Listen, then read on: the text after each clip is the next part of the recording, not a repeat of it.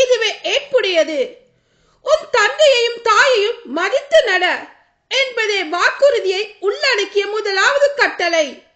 இதனால் நீ நலம் பெறுவாய், மண்ணுலகில் நீடூடி வாழ்வாய் என்பதே அவ்வாக்குறுதி.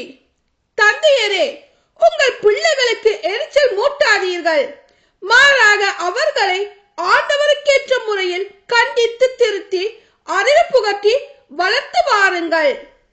தலைவர்கள் அடிமைகள் நடத்தை. அடிமைகளே, நீங்கள் கிறிஸ்துவுக்கு கீழ்ப்படிவது போல் இவ்வுலகில் உங்களுக்கு தலைவர்களாக இருப்பவர்களுக்கு அச்சத்தோடும் நடுக்கத்தோடும் முழு மனதோடும் கீழ்ப்படியுங்கள்.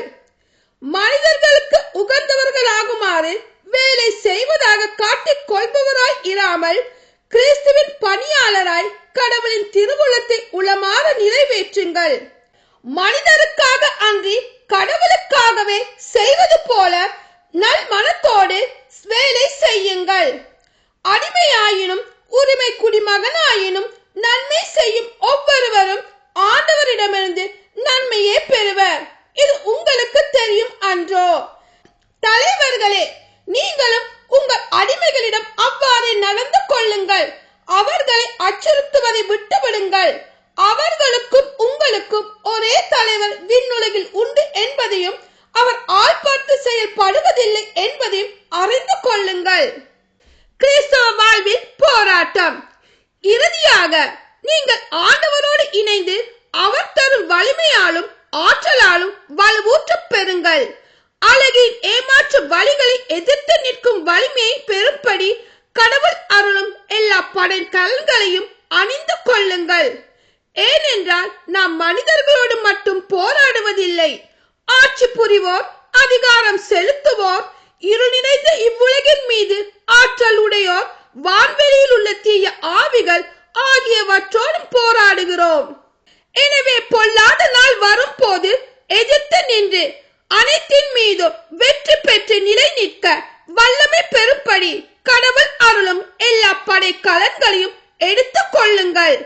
ஆகையால் உண்மையை இடை கச்சையாக கட்டிக்கொண்டு நீதியை மார்பு கவசமாக அணிந்து நில்லுங்கள். அமைதியை அருளும் நற்செய்தியை அறிவிப்பதற்கான ஆயத்த நிலையை உங்கள் காலில் மிதியடியாக போட்டுக் கொள்ளுங்கள். என் நிலையிலும் நம்பிக்கை என்னும் கேடயத்தை பிடித்துக் கொள்ளுங்கள். அதை கொண்டு தீயோனின் தீ கணைகளை எல்லாம் அணைத்து விட முடியும். மீட்பை தலை சீராகவும் கடவுளின் வார்த்தையை தூய ஆவி அருளும் போர் வாளாகவும் எடுத்துக் கொள்ளுங்கள். எல்லா வேண்டுதல்களையும் மன்றாட்டுகளையும் இறைவனிடம் எழுப்புங்கள். எப்போதும் தூய ஆவின் துணை கொண்டு வேண்டுதல் செய்யுங்கள். இதில் உறுதியாய் நிலைத்திருந்து விழிப்பாயிருங்கள். இறை மக்கள் அனைவருக்காகவும் மன்றாடுங்கள். நான் பேசும் போது நற்செய்தியின் மறைப்பொருளை துணிவுடன் தெரியப்படுத்துவதற்கான வார்த்தைகளை கடவுள் எனக்கு தந்தருளுமாறு எனக்காகவும் மன்றாடுங்கள். நான் விலங்கிடப்பட்டிருந்தும் இந்த நற்செய்தியின் தூதுவனாக இருக்கிறேன். நான் பேச வேண்டிய முறையில் அதை துணிவுடன் எடுத்து கூற எனக்காக மன்றாடுங்கள். இறுதி வாழ்த்தும் முடிவுரையும். என்னை பற்றிய செய்திகளையும் நான் என்ன செய்கிறேன் என்பதையும் நீங்களும் அறிந்திருக்கும்படி என் அன்பார்ந்த சகோதரர் திக்குக்கு எல்லாவற்றையும் உங்களுக்கு தெரிவிப்பார். அவர் ஆண்டவரது பணியில் நம்பிக்கைக்குரிய திருத்தொண்டர். எங்களை பற்றிய செய்திகளை உங்களுக்கு தெரிவித்து உங்கள் உள்ளங்களை ஊக்குவிக்கவே அவரை உங்களிடம் அனுப்பி வைக்கிறேன். தந்தையாகிய கடவுளிடமிருந்தும் ஆண்டவராகிய இயேசு கிறிஸ்துவிடமிருந்தும் நம்பிக்கையோடு கூடிய அன்பும் அமைதியும் சகோதர சகோதரிகள் அனைவருக்கும் உரித்தாகுக.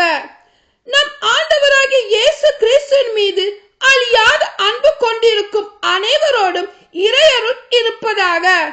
ஆமென்.